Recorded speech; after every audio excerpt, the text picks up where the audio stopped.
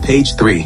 सूत जी बोले, मुने, जो मनुष्य पापी, दुराचारी, खल तथा काम क्रोध आदि में निरंतर डूबे रहने वाले हैं, वे भी इस पुराण के श्रवण पठन से अवश्य ही शुद्ध हो जाते हैं। इसी विषय में जानकार मुनि इस प्राचीन इतिहास का उदाहरण दिया करते हैं, जिसके श्रवण मात्र से पापियों का पूर्ण रूपेण नाश हो जाता है। पहले की बात है, कहीं किसी नगरी में एक ब्राह्मण रहता था, जो स्नान, श्राद्ध, संध्या आदि कर्मों से भ्रष्ट हो गया था और वैश्य वृत्तियों में तत्पर रहता था। उसका नाम था देवदत्त।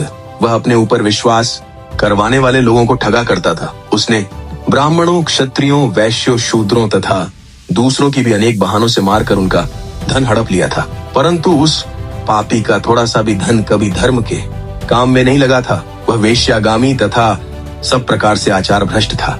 एक दिन घूमता घामता वह देवयोग से प्रतिष्ठापुर दूसरी प्रयाग में जा पहुंचा। वहां उसने एक शिवालय देखा, जहां बहुत से साधु महात्मा एकत्र हुए थे। वह देवदत्त उस शिवालय में ठहर गया, किंतु तभी उस ब्राह्मण को ज्वर आ गया। उस स्वर से उसको बड़ी पीड़ा होने लगी। एक ब्राह्मण देवता शिव पुराण की कथा सुना रहे थे। ज्वर में पड़ा हुआ देवदत्त ब्राह्मण के मुखारविंद से निकली हुई उस शिव कथा को निरंतर सुनता रहा। 1 मास के बाद वह ज्वर से अत्यंत पीड़ित होकर चल बसा।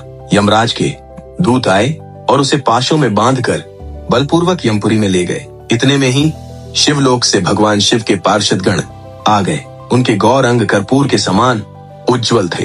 हाथ त्रिशूल से सुसज्जित हो रहे थे। उनके समूचे अंग भस्म से उद्दीप्त थे और रुद्राक्ष की मालाएं उनके शरीर की शोभा बढ़ा रही थी।